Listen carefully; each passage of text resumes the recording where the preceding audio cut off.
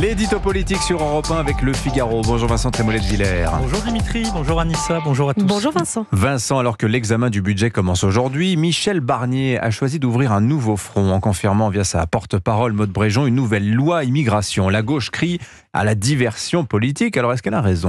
Disons que c'est une stratégie de projection et d'attraction. Avec ce thème, Michel Barnier nous projette vers une loi beaucoup plus populaire que la potion indigeste de son budget. Il repousse l'horizon de son mandat au-delà du mois de décembre avec l'objectif de réunir sur cette question de l'immigration une majorité. Et il a pas mal d'arguments pour y parvenir. Il faut bien mesurer qu'hormis l'extension du délai de rétention qui, depuis la terrible affaire Philippines, fait consensus, la loi qui se profile n'est rien d'autre que la loi qui a déjà été votée au mois de décembre dernier avant d'être largement censurée par le Conseil constitutionnel.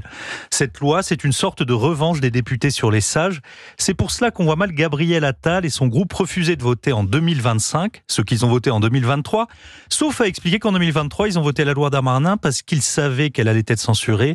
Personne n'ose croire, Dimitri, que les macronistes puissent être aussi cyniques. Évidemment. Et vous pensez que pour le RN, il en va de même ? Est-ce qu'il faudrait d'abord que le parti de Marine Le Pen ne censure pas le gouvernement Barnier pendant le budget ? Si Michel Barnier est censuré, c'est Olivier Faure, une personnalité équivalente, qui peut devenir ministre de l'Intérieur d'un gouvernement de centre-gauche. Un gouvernement qui plaidera alors pour la régularisation massive des clandestins. En revanche, si la loi Retailleau est examinée en janvier, on y trouvera la restauration du délit de séjour irrégulier, le durcissement du regroupement familial ou de l'accès aux aides sociales.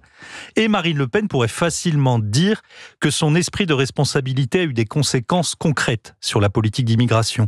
Elle a donc le choix entre jouer la politique du pire en renversant le gouvernement ou être une force responsable prête pour l'alternance.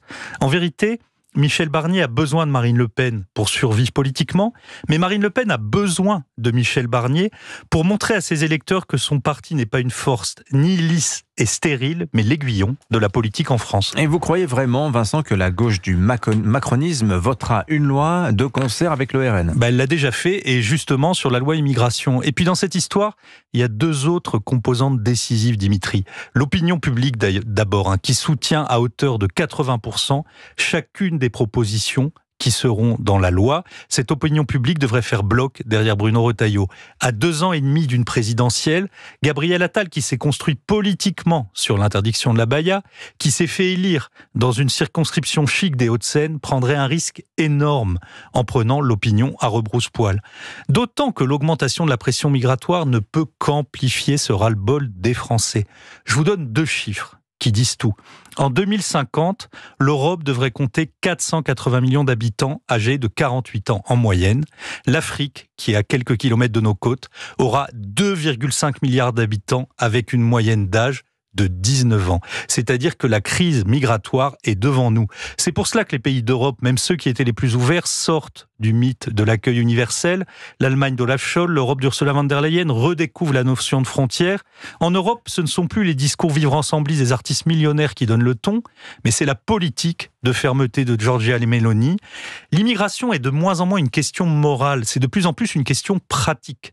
Ce n'est pas la radicalité qui inquiète les électeurs de droite et même de gauche, mais c'est l'absence d'efficacité. Et c'est dans cette dynamique que s'inscrit la loi que veut présenter Michel Barnier. Le Premier ministre conjugue, c'est évident, son intérêt immédiat avec les demandes profondes d'une grande majorité des Français. Cette loi immigration, c'est une chance pour Michel Barnier. L'édito politique sur Europe 1. Merci Vincent Trémollet de Villers. Je signale la une du Figaro consacrée au budget avant son examen. L'Assemblée nationale sous haute tension. La question étant de savoir à quand le déclenchement du 49.3.